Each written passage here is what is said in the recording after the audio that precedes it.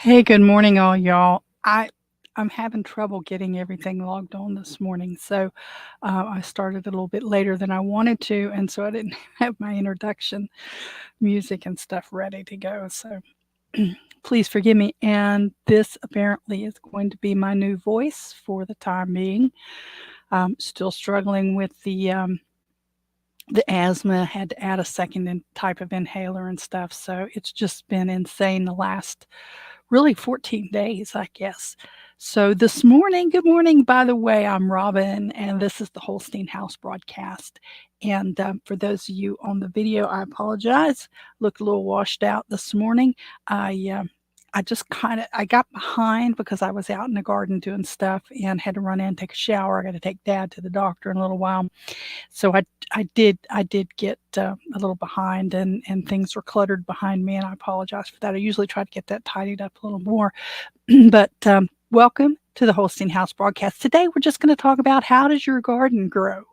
The last well, actually 10 days, it kind of coincides with my asthma issues, which may have been a contributing factor for all I know. The I've been, been out every morning, and most evenings I'm trying to play it. I'll go out and check to see how damp the soil is. I don't want to overwater things, and I don't want them to get too dried out because it's a container garden. It needs more water than a traditional garden, because in a traditional in-ground garden or a lot of raised bed gardens, the way they're configured, the roots can get down into the soil and grab up more water. When you're in a container, they're kind of stuck, so you have to baby them a little more. But if you have a small space, then that's what you got to do. And my backyard, although I could put a pretty good sized garden in there, I don't want to. I don't want to plow it up. I don't want to dig it up. I don't want to do all that stuff. So I don't have time for all that. So container garden is good for me, and I have my lettuces and stuff on the back porch, so it works really well. Let me put in here just real quick. Be sure to say hello. Um, I appreciate everybody being here this morning, and please do say hello. We're streaming on Rumble, and we're streaming on Facebook, we're streaming on YouTube. I need to, well, I'm going to play around with Restream. Right now, I'm using StreamYard. I've been happy with StreamYard, but I want to kind of tinker around with Restream to have an alternative just in case. And maybe I can work out a way to have more than a couple. I guess I could use a second camera. I don't know if I could use a second camera and do it that way or not. Um, and have the second camera connect. If you know if this is possible, tell me. Have the second camera connected to the laptop and have a different, like have this on StreamYard and then have Restream also going, but using the camera. Can you do that? I don't know, because what I pay for in StreamYard is gets me 3 live streams at a time for different platforms. I really don't want to, increase what I'm spending on that, and really would like to find a good way to cut that back and not have to pay that much at all. But I kind of touched on it a little bit. We're going to talk about the garden for the most part today, because we're in obviously into summer. We're into gardening season, and I've already been harvesting out of my little container garden. Let me see if I can get my images loaded up here. Again, I apologize. I shouldn't keep you. One thing, I went to a class one time and they said, "Quick, don't apologize all the time. Don't do that." It's a habit.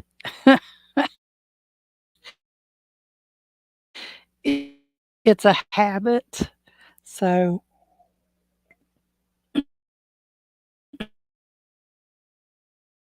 apologize, but not, constantly. So I want to get my images loaded up. I will tell you, I have been posting to well, to Rumble and to YouTube and to the Holstein House Facebook page, and Instagram some. Instagram doesn't play nice with my Opus Pro right now because I guess I need to work on that to um, get it connected better. I've missed a step somewhere. So I've been posting a little more about what's going on in the garden and some of the things that I've already harvested. I've talked a little bit about my strawberries and my disappointment with those and stuff. But we've been bad. Well, I say we, me. I don't have. It's not an overwhelming invasion of squash bugs and cucumber beetles, but I am seeing them, and so I'm going out every morning and I'm looking for them, and I've been taking a lot of pictures of them. I don't have a good picture of a squash bug, and I apologize. Let me. I think this is one. Give me just a second and see if I can get this picture to load and share for those of you who are watching the video. Yes, this is one. Let me scoot you over here so I can grab my StreamYard studio and scoot my StreamYard over. Come on, scoot. It doesn't want to scoot. There we go. And get down here to present and share screen and share window and share this and dun, da, da, da, da, da. Oops. There.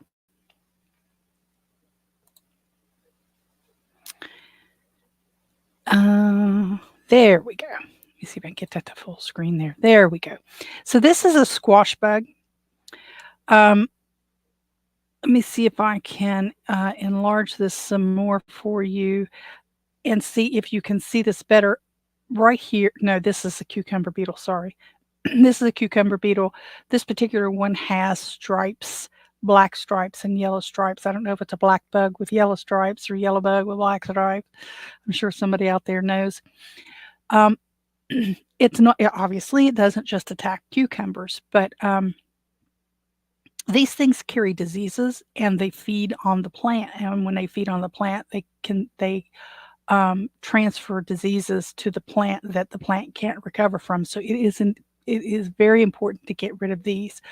I have been taking a baby food spoon, a little one of those little spoons with the silicone on the end that you feed babies with, and reaching down in those petals, pulling, scooping that bug out and dropping it into some soapy water, a little container of soapy water, or I mash them. Anything to kill them. You don't want to just flip them off because they'll come back.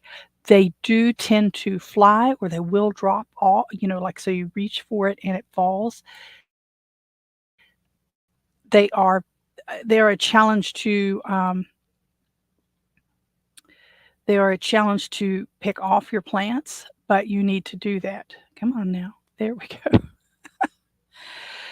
You need to do that. Otherwise, you could lose your plants, especially if you're trying not to use um, insecticides or things like that. Now, I have been using on my plants, I have been putting in a gallon jug, a gallon water bottle, or jug from a distilled water, a teaspoon of blue dish soap, a table or table yeah, a teaspoon of blue dish soap in because I'm using rainwater too. So a teaspoon of blue dish soap.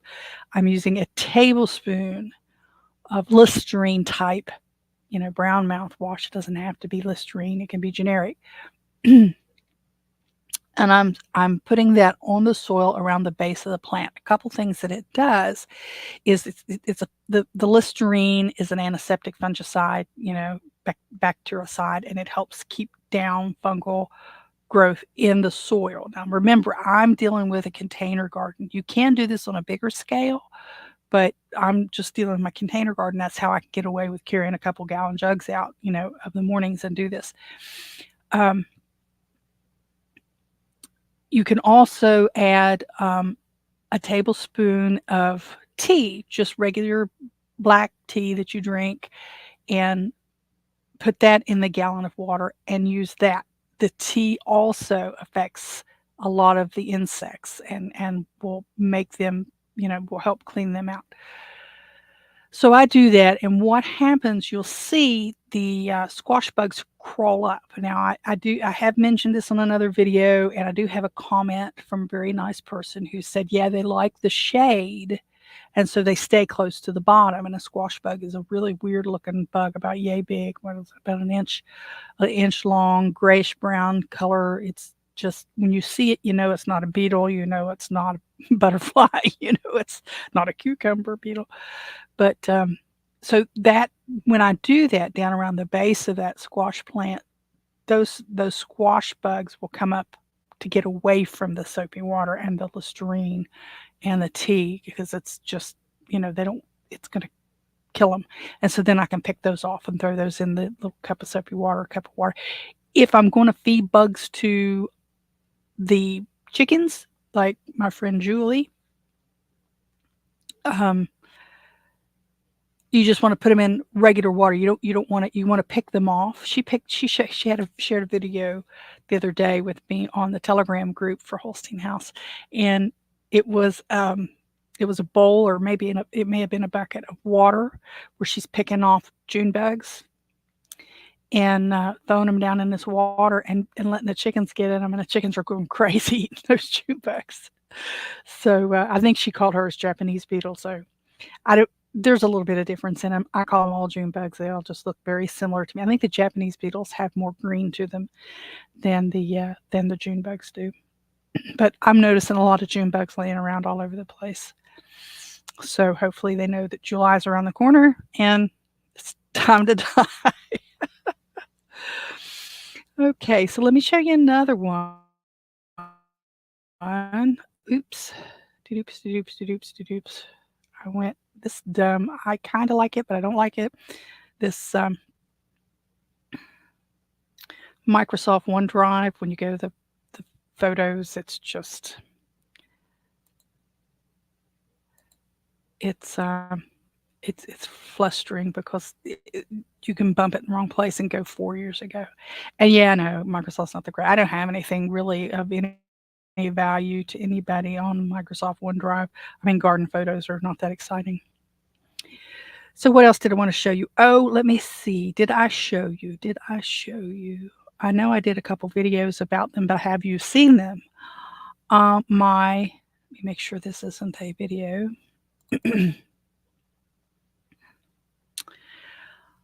My Jersey Devil tomatoes. Let me show you my Jersey Devil tomatoes. Can you tell? Can you see those? Let me look at that. Can you see that? Look at these stripes. They're crazy. So this thing is pretty good sized plant. It's an heirloom, and I have to baby it a little bit because I don't want the bugs to get into it. But it's just doing wonderful. There's got all kinds of. I'm excited to see if these, what these look like when they get ripe. Um, I mean, they're just amazing. They're just amazing. These things are. And let me see if I can show you. I know I can. Just the Jimmy Nardello pepper. And let me do this. So this is the Jimmy Nardello pepper. It's starting to get ripe, and you can see, I guess ripe's the right word, but it's starting to mature. You can see this red in it. So it is a freaky looking shaped pepper. And I noticed today, which, I should have noticed before. I don't know why I didn't, but there's all kinds of peppers hanging on it now.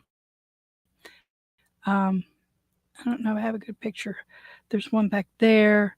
There's this one here.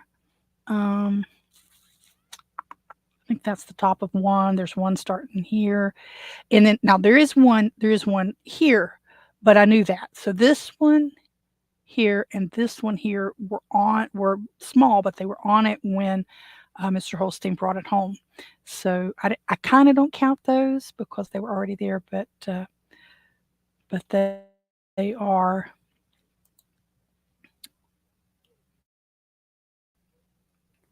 they are starting to get ripe.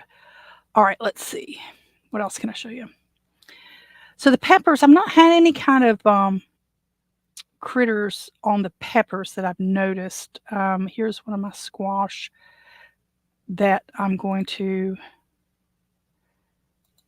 let go a few more days. So, oh, here, look here. See this? It from your vantage, it may look like mold or something. These are suds.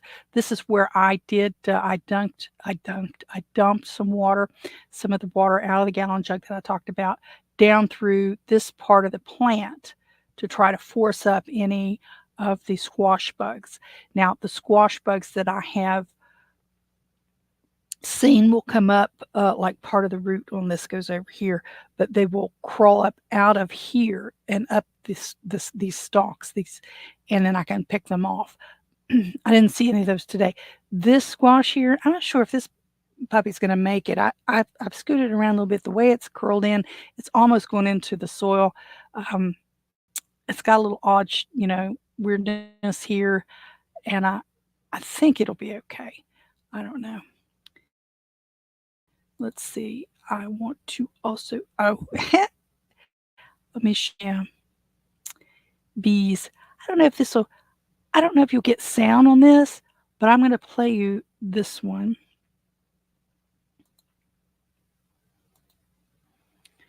And it says the sound is on. I hope it's don't hurt your ears.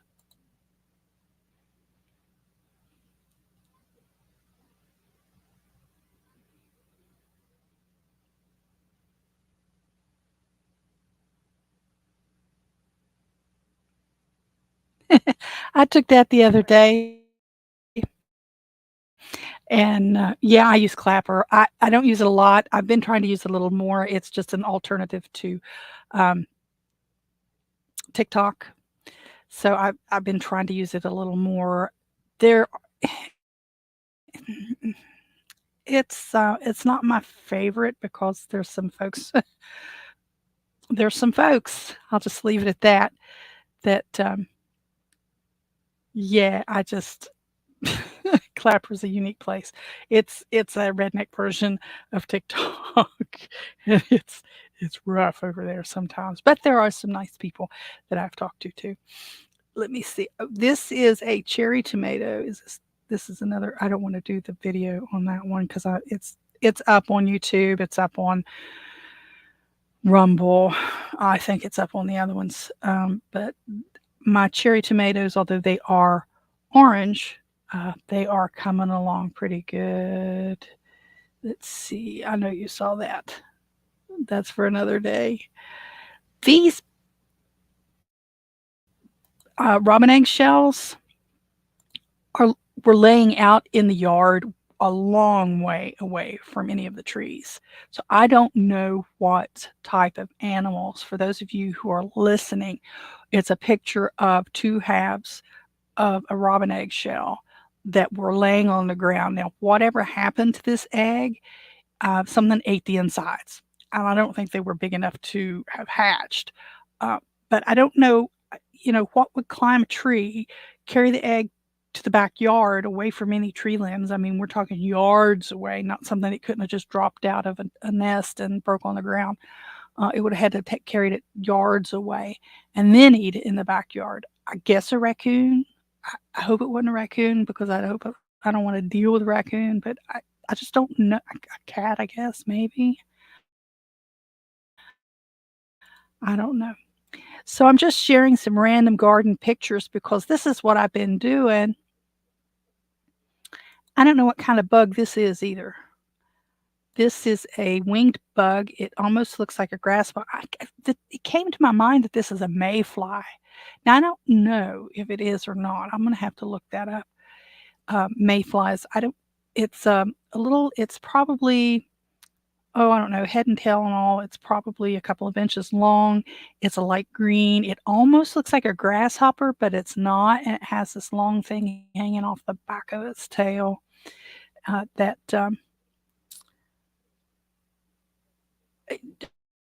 I don't know what it's for. I mean, it just has to be a mayfly. So this is most of my garden now. Did I take any pictures of my lettuce. So the lettuce I've talked to you about before because I cut I know some of you guys are seeing some of my pictures there, my garden pictures. This is the squash that make sure it's not a video. This is the first squash I harvested. So this was a nice size. I took it about a week ago, and I'm really happy with it. These are that's a video. I don't want a video.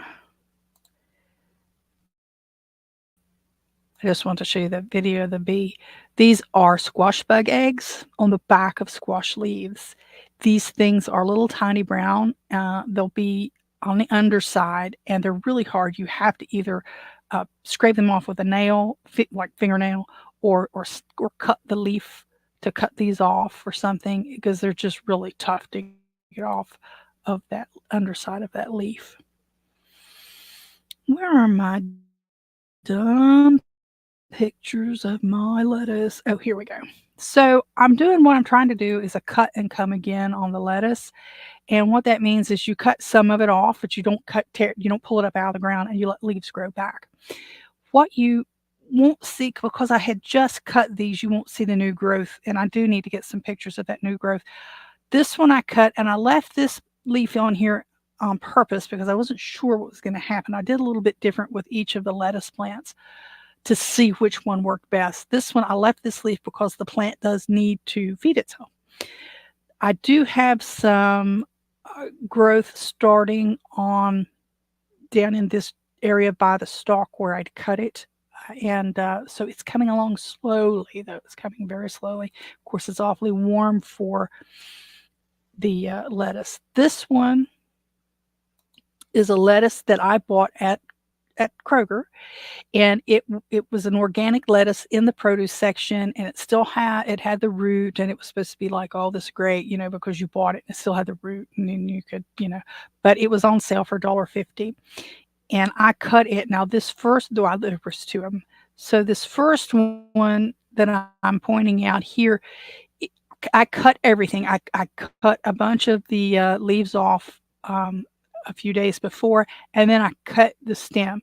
There are tiny little evidences of new growth right in through this general area on this one. It didn't kill it. So I'm really happy with that. Let's see. This one, I did cut a lot of it off, but I left some of the leaves, and I am starting to see new growth on it as well. And these are, did I cut these? No, these aren't cut in those pictures.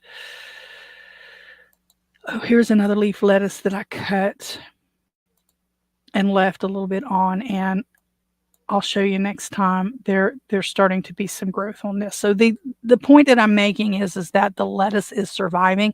This is on the back porch. It is out of direct sunlight. There's some plastic up on the diffusing the light so that it's not as strong on them. And I do keep them watered. Those are the ducks in the pond, and those are eggs. A picture of eggs I put up for sale on the Facebook. That's the cucumber beetle. Oh, this is the spoon that I was talking about. This is the baby spoon that I was talking about. I've had this since my kids were newborn. So I don't even know if they sell them this way or not. I use this spoon. I reach down in there. This right here, that little dot right there, you see, that is the cucumber beetle. This is a bee. That's the cucumber beetle that I was able to get out of there and assassinate so that it wasn't spreading disease. These are my chickens. Getting some oyster shell because I'm out of the. You can get at the I guess at any of the feed stores, but at our Tractor Supply. Oh, these are my pear tomatoes. I've already picked a few of those. They're really nice. You can get some of those grubby worm things for your snacks for your chickens that are higher in calcium, and I'm gonna tell you, I it was it did is that what worked? I don't know. I had a hen that hadn't laid. She had been egg bound. I got her healed up over that. She laid once or twice afterwards, and then she didn't lay for over a year. And most people would have culled her, and I kept thinking about I need to cull her. And she, I started feeding those, and it got her calcium up, and she started producing again. And she's laid like she'll lay 2 or 3 days in a row and skip a couple. And the reason I know it's her is because she's a green egg layer, and she's my last green egg layer. So I know it's her. So this one is one of the fingerling eggplants that I'm growing in my container garden, hanging in a pot. And I'm thinking these may not make it very well because they want a bigger container. But this is you're supposed to pick these when they're about the size, about the length of your little finger.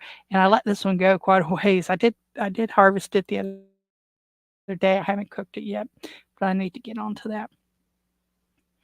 And so this is how my garden grows. This is a joke that I was Oh, do anybody know what this joke is that I'm doing here? I hope you do. I'm not gonna say it. I'll see who guesses it. I'll let you know if you're right. So mostly the rest of these pictures are just, kind of updates of the progress in the garden.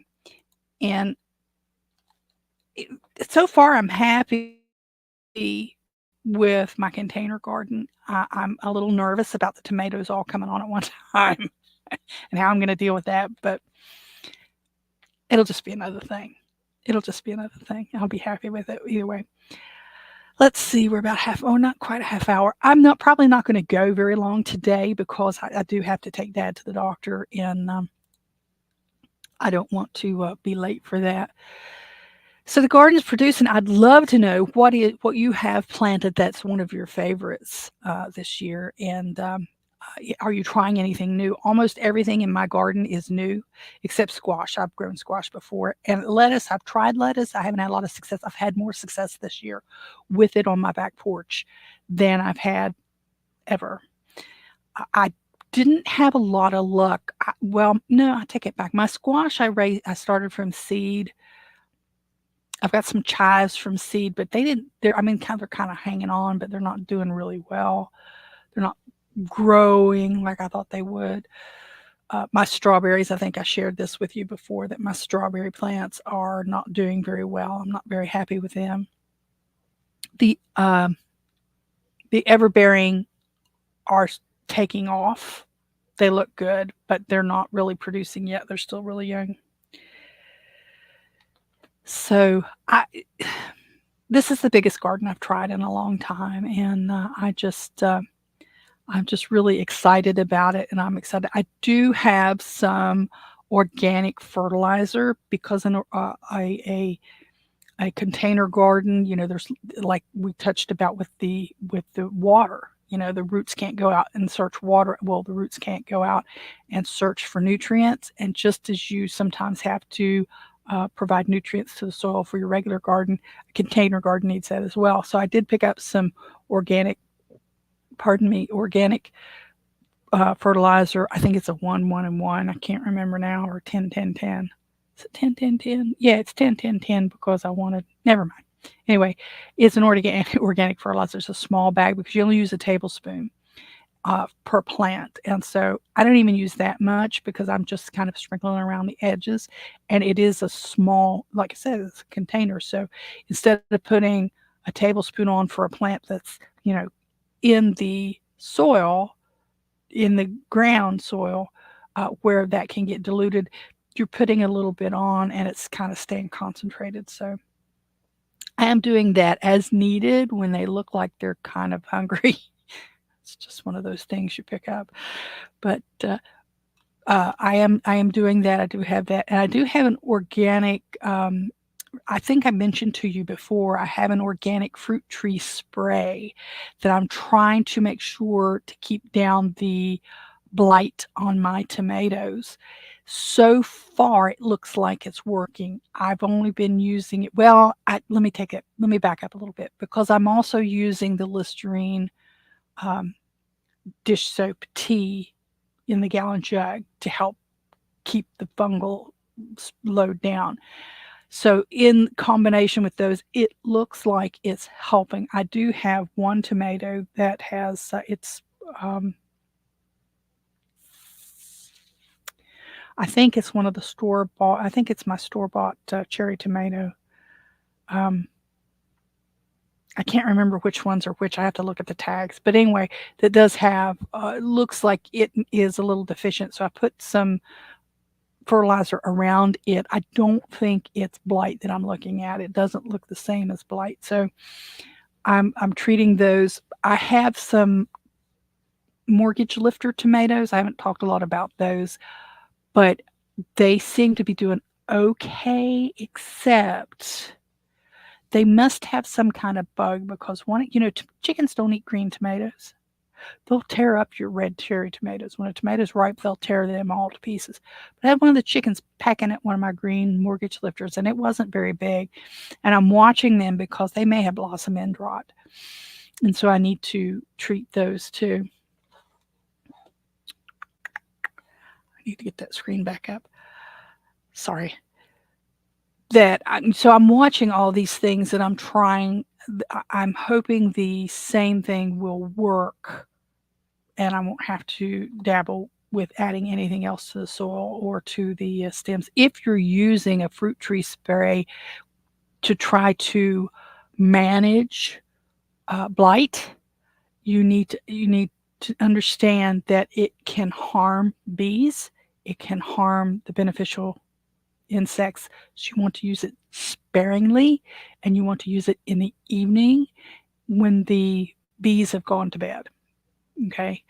The one that I have is a combination fungicide, insecticide, something else side, fruit tree spray. And it's also organic, if you want to call it that, but it's a chemical.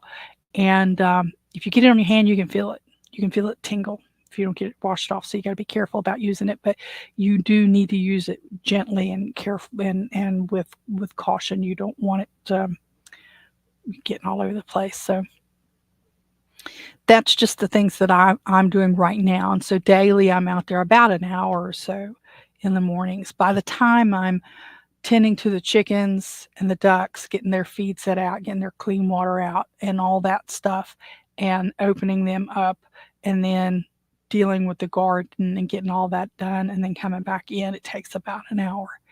And we're still pretty droughted here. We're still dry, although we did have a nice rainstorm come through a couple nights ago. It did fill my rain barrels back up. So that tells me we got a good little bit of a soak.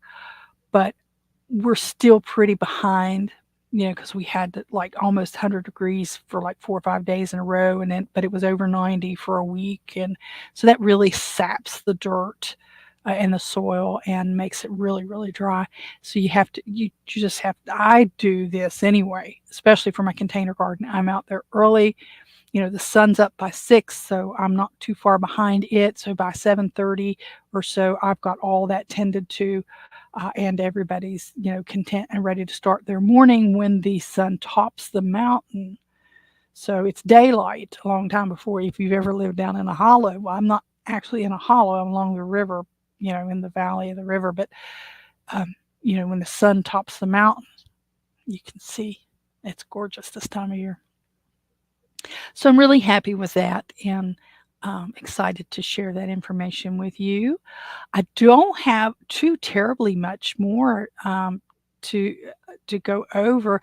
I haven't worked any more on the doghouse. I'm not so sure that working on the doghouse isn't what caused this just absolute insane asthma flare. The doctor, I went Monday, and he told me to get on this other inhaler in addition to the one that I do every day. And it didn't help quickly, but it did help. Well, I take it back. It did help quickly, but it didn't make a long-term change for a while. So I'm starting to be able to go a little longer without that second inhaler. But really, I didn't tell the doctor I'd been working in there with all that mold, but I think that's what it was. So it's my own fault. It's my own fault. But now that I know, and I went and I told him, I said, it's been getting a little worse every day, and I'm not really experienced with asthma, and so I'm just not sure what I need to do next. So he gave me, well, he told me to use the other inhaler to add that. He gave me a short, like short term prescription for an oral steroid pill that I only wasn't supposed to take unless I was not getting any better. And then he gave me a cough pill if the cough wasn't helping or if I got, you know, gooey sounding, congested sounding. So I haven't had that. So I've still got that. And he gave me an x-ray prescription in case because he said, if these things happen, then you need to get the x-ray and then come into the office the next day because there's one place I can go. They do the x-ray and he can see it, by the next day. So it's coming along, and I hate this because I always feel like I have to clear my throat. That doesn't fix it. So I'm constantly doing that. I just hate it. So anyway, I haven't worked on the doghouse anymore because of that kind of. Mr. Holstein's getting ready to be off for a week. Next week is the 4th of July week here in the United States, and so he's off next week. We kind of planned it that way, the way we have to submit for his time off. You give a couple of options because there's so many people that want off at the same time, and they're only allowed to have so many percentage of their people in any one department off. So you give him the options, and then whatever happens happens. But he ended up getting next week off. So he's going to be home. Hopefully we can do some more work over at Dad's and get some more stuff cleaned up over there, and we can get some stuff. Well, let me take that back. His car is acting up. Something's killing the battery, and he thinks it has to do with the air conditioner fan or the cool down fan. There's some kind of something on his Jetta that seems to be sticking. It's an older diesel Jetta, and so he's got to get that worked out. The hatch on my car is still. I never did show you that, did I? I need to video that. And show you the job. And I love my husband. Don't get me wrong. And and I've said this before, and I'll say it again. Women, you need to marry a man who knows how to do stuff because he has saved me thousands of dollars by knowing how it may be tens of thousands since we started dating back in 1998. We got married in 2001, and we started dating in the fall of 98 and 99, and from New Year's Eve to New Year's Day, that from 11 o'clock at night till 1 o'clock in the morning, he was at the house, and it was Y2K, and we were downloading stuff on my computer at the house because he was helping me upgrade it, and it was just anyway, he has saved me a lot of money. That's what a girl, get you a good one. Get you one that knows how to do stuff. He can do a little bit of everything. God love him, because I sure do.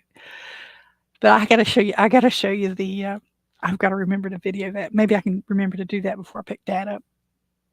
I'll show you the latch and how he's got it wired to where I have to plug it into I used to call it a cigarette lighter, but it's called a power port now, and pop that latch.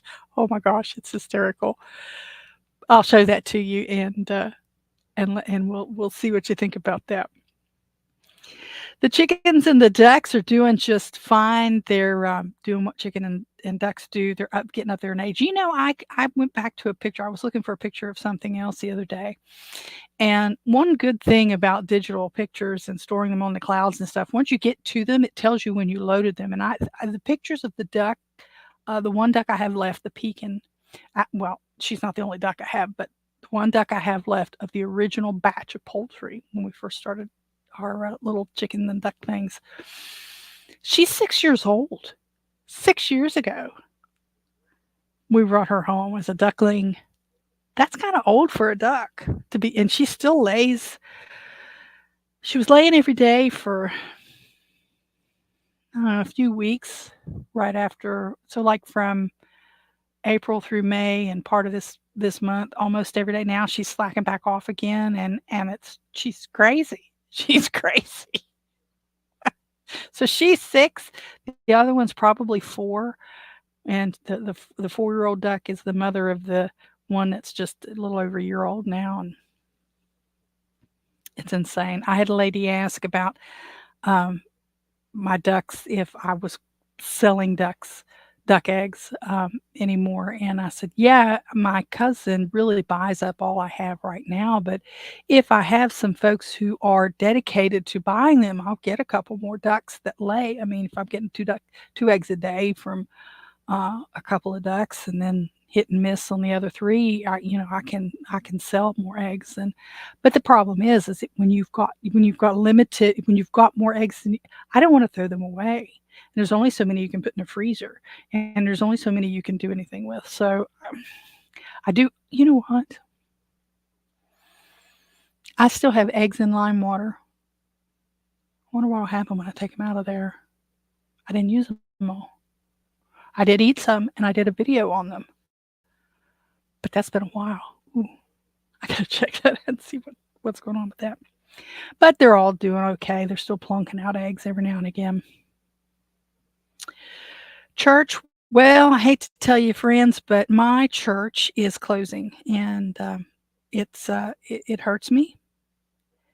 It hurts me, and I it's it's been difficult. I may have shared it a little bit with some folks, but in a couple days, the day after tomorrow, because today's Friday, will be our final church service and the deconsecration service of the church, and it's closing. And I've been fighting that for a couple years now. It has interfered, and I say interfered, I don't mean that because the work of the Lord is primary, but it has interrupted my schedule here doing live videos because I was doing the Wednesday Bible studies and streaming those. I was doing the Sunday service and streaming those, paying all the bills, doing all the deposits, arranging all the maintenance, doing all of this stuff, trying to keep the church doors open because I feel that if the church doors are closed, you can't serve anyone. So I don't know what the Lord's plan is or was, but the church isn't going to stay open anymore. Maybe it was to train me. Maybe it was to give people one last chance. I don't know. But Sunday, the church is going to close, and I'll have to start looking for another church. So that's been really painful for me to deal with, and the other ladies at church. I'm not trying to say I'm the only one, but it's been difficult and a challenge, and a challenge. So that's that for the church. News-wise, I was gonna talk a little bit about this. We're rolling into oh, don't freeze up on me screen. 45 minutes. I'll go through it real quick. Um, there's a dam in the Midwest that is, in danger of collapsing. I don't think it has collapsed yet, however, it's in bad shape. It's the let me see, where is it? The Rapidan Dam on the Blue Earth River.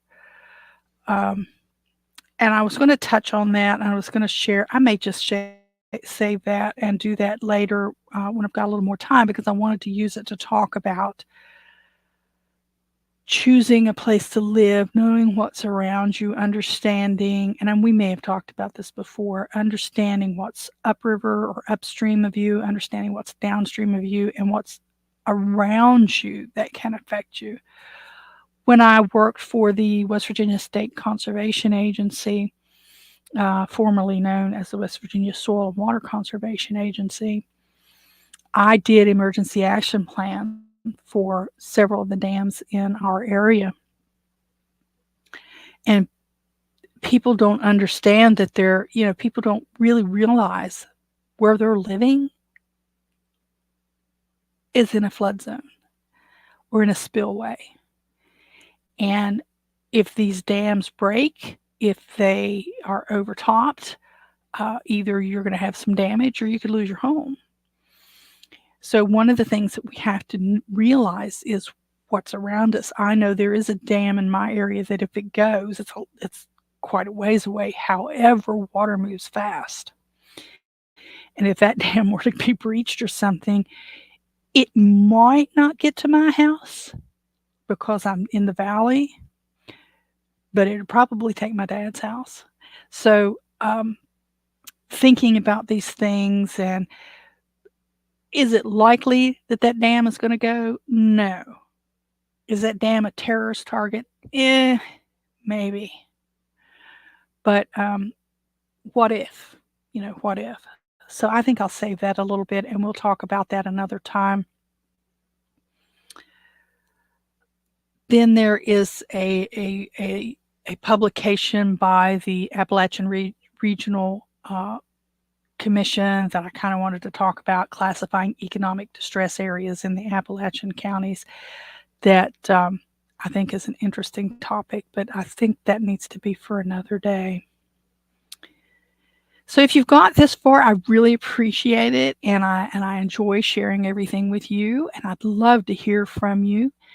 And if you would like to share with me, you can reach me.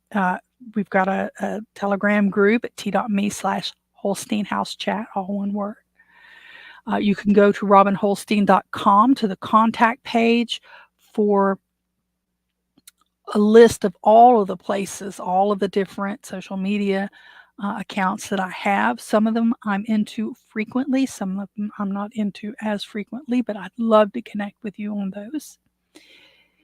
And I think that's going to be it. I really hope you enjoyed just hearing me ramble a little bit today. I look forward to talking to you again soon. I don't know what day I'm going to pick to start doing my regular broadcasts again. There's some appointments that we made. We originally, it could be Wednesday mornings, I guess. Really, well, let's see. I had set aside for over a year now. Well, actually, about a year and a half now. I have been doing Wednesday morning Bible studies at the church, and since we won't be doing that anymore, my Wednesday mornings are free. And I refrained from scheduling doctor's appointments and stuff on Wednesdays because of that. So I shouldn't have any problem there. I may consider that. I may start doing these on Wednesday mornings. I'd love to hear what you think about that. Comments, even if you're catching this on the replay, I'd love to hear what you think about it. If you're listening on the podcast, then I'd love to hear back from you as well. What you think. Of course, if you're podcast listening, then you can listen just about any time. So it doesn't make that much of a difference. But because my podcasts aren't live, I don't know. I don't know if that's a paid thing. I know there's some that are, but I'd have to look at that some more.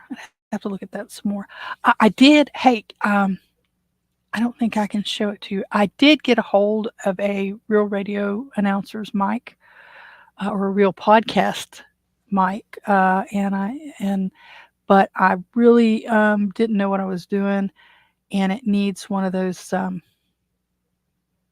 Is it called Ghost Power? Phantom Power.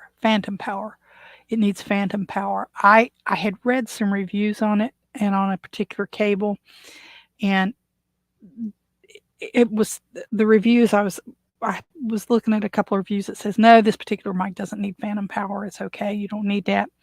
It can pick up power from your laptop. Well, it didn't. I fooled around with it for several hours yesterday, and it didn't. So it's going to have, and I had a couple of things. I thought, oh, I bet it can work this way. Oh, it'll work this way, but it didn't.